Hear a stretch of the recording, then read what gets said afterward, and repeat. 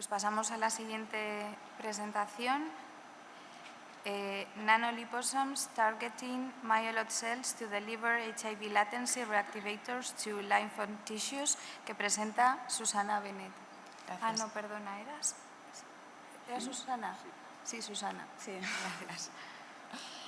Bueno, antes de empezar me gustaría dar las gracias a la organización del Congreso por darme la oportunidad de estar hoy aquí y presentaros nuestro trabajo. Estos datos que os voy a mostrar son de un trabajo que hacemos en IRSI Caixa, en colaboración con un grupo que está en Bilbao, en la Universidad del País Vasco, y es un proyecto que todavía no ha terminado y trata sobre una nueva estrategia basada en nanoliposomas para llevar fármacos reactivadores de latencia al tejido linfoide. A modo de introducción, decir que, como sabéis, el tratamiento antirretroviral de gran actividad consigue eliminar la replicación viral, suprimir la replicación viral hasta conseguir niveles indetectables con las técnicas diagnósticas habituales. Sin embargo, en la mayoría de los pacientes, lo que se observa tras una interrupción del tratamiento es que se produce un rebote de viremia. Esto refleja la existencia de un reservorio viral que el tratamiento actual no es capaz de eliminar. Por tanto, si pretendemos erradicar el VIH del organismo, deberíamos tener esto en cuenta y eliminar estas células que están latentemente infectadas. Con nuestro proyecto pretendemos desarrollar un sistema para eliminar estas células y cuenta con dos grandes protagonistas. Por una parte, las células mieloides como células dendríticas o monocitos y por otra parte, estos nanoliposomas que contienen fármacos reactivadores de latencia.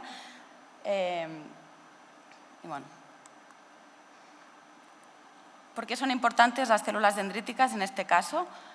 Estas células, como sabéis, son las principales presentadoras de antígeno que inician la respuesta inmune frente a los patógenos.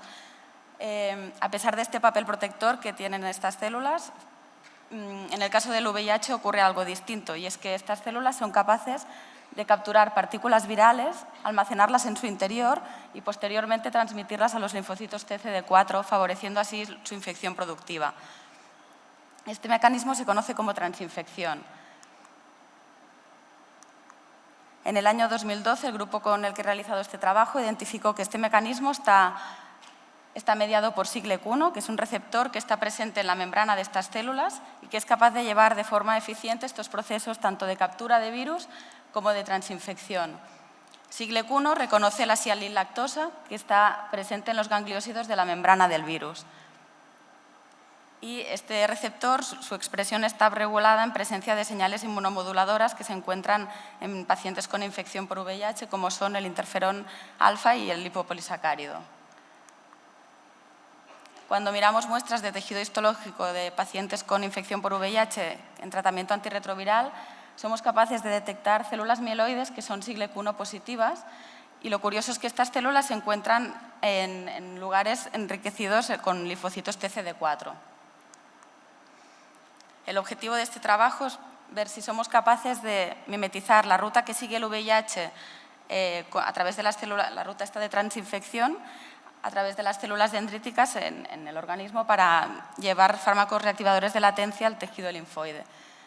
Para ello, deberemos incorporar en estos liposomas gangliósidos en su membrana que permitan el reconocimiento por Siglec-1. Si además de estos gangliósidos en los liposomas ponemos fármacos reactivadores de latencia, seremos capaces no solamente de que estos liposomas sean capturados por las células dendríticas, sino que cuando entren en contacto con los linfocitos TCD4, liberar estos fármacos y reactivar las células latentes. Esta es la estructura de los liposomas. Son partículas de muy pequeño tamaño, unos 100 nanómetros de diámetro, que tienen una estructura con una bicapa lipídica y los principales componentes son los gangliósidos, que van a permitir el reconocimiento por Siglec-1, el polietilenglicol, que son moléculas que lo que van a hacer es conferir estabilidad a estos liposomas, y por otra parte, Texarred, que es un fluorocromo que nos va a permitir detectar estos liposomas, ya sea por técnicas de citometría de flujo como por microscopía confocal. El modelo que hemos utilizado en el laboratorio para testar estas primeras pruebas hemos utilizado células primarias, monocitos aislados de sangre periférica de individuos sanos, que hemos activado con interferón alfa para regular la expresión de Siglec-1. Estos monocitos también se han derivado a células dendríticas, también activadas con interferón alfa o lipopolisacárido. Y estas células primarias las hemos pulsado con estos liposomas que contienen fármacos reactivadores. Y en este punto hemos analizado la captura de liposomas por estas células, ya sea por citometría de flujo como por microscopía confocal. Por otra parte, también hemos probado de poner estos liposomas directamente en unas células JLAT, que es una línea celular que deriva de las JURCAT y que están transfectadas con un virus que no tiene envuelta ni tiene NEF, pero sí tiene GFP, lo que nos va a permitir, en presencia de un fármaco reactivador, detectar el porcentaje de células que son GFP positivas, que serán las que se han reactivado. Ya pasando a los resultados, lo que vimos al analizar la captura de estos liposomas por parte de las células dendríticas, vimos que la captura es directamente proporcional a la concentración de gangliósido que incorporan estos liposomas, siendo máxima cuando los liposomas llevan un 10% de gangliósido.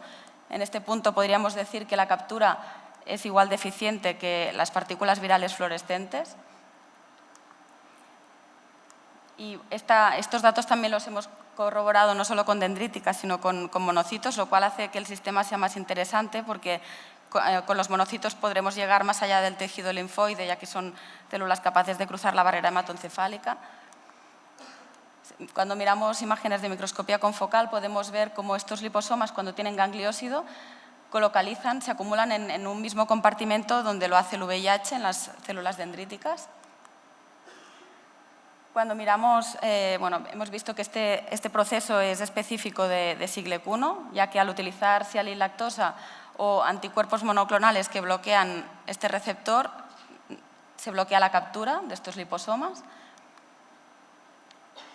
Por otra parte, hemos visto que los liposomas en presencia de suero se desestructuran y esto es muy importante, ya que en condiciones fisiológicas podríamos llegar a perder el fármaco que contiene en su interior, pero hemos visto que al incorporar polietilenglicol les confiere estabilidad a estos liposomas, ya que vemos que en presencia de polietilenglicol el porcentaje de desestructuración de estos liposomas es muy bajito.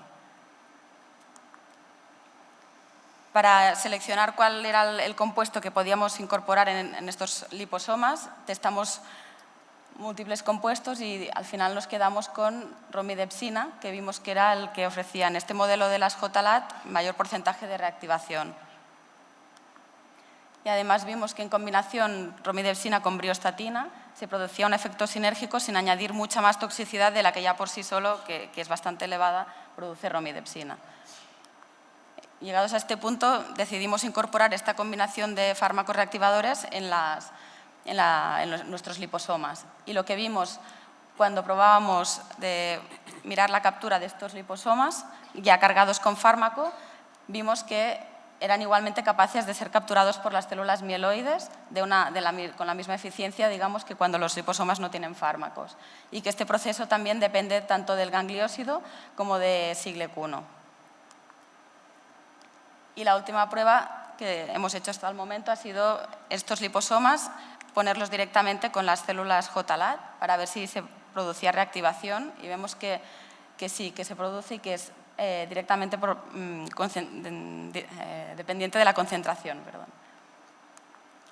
Y bueno, como conclusión, hasta este punto podemos decir que tenemos un sistema específico, de liposomas específico para las células mieloides que son Siglec-1 positivas y que esto nos podría permitir, avanzando con más trabajo, llevar fármacos reactivadores de latencia al tejido linfoide.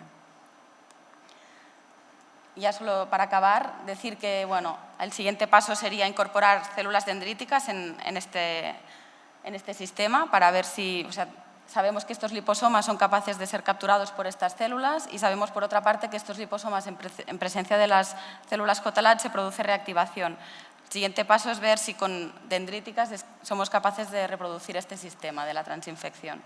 Y lo último es que también más adelante pretendemos incorporar en estos liposomas péptidos virales, de manera que mediante la ruta de la presentación antigénica de las células dendríticas seamos capaces de potenciar la respuesta antiviral citotóxica de los linfocitos TCD8, para que de esta manera con el mismo sistema podamos, por una parte, reactivar el reservorio y por otra parte potenciar la respuesta CTL para eliminar estas células que se habrán reactivado. Y para finalizar, agradecer a todas las personas que colaboran en este proyecto, en especial Javier Martínez Picado y Nuria Izquierdo Useros de Irsi Caixa, y a Mayer y Jonan de la Universidad del País Vasco, que son quienes nos proporcionan estos liposomas, y a entidades como la Fundación Americana de Investigación del SIDA, que financia este proyecto. Muchas gracias por vuestra atención.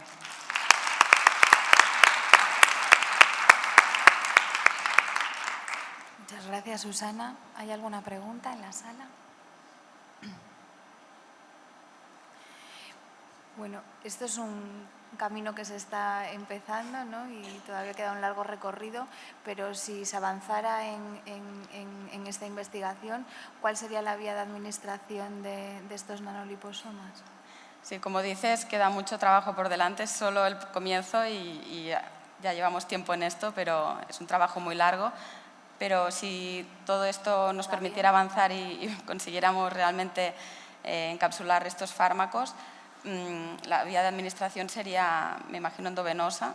Y sí que es verdad que ya hay algún fármaco como la anfotericina B-liposomal que tiene esta presentación, lo cual nos hace ser más optimistas en este aspecto, y además sabemos que la anfotericina, pues, administrada en forma liposomal, tiene muchos menos efectos secundarios y es mejor tolerada. Entonces, bueno, sí que falta mucho camino todavía por recorrer, pero sí. Pues mucho ánimo. Gracias. Pues pasamos ya, gracias.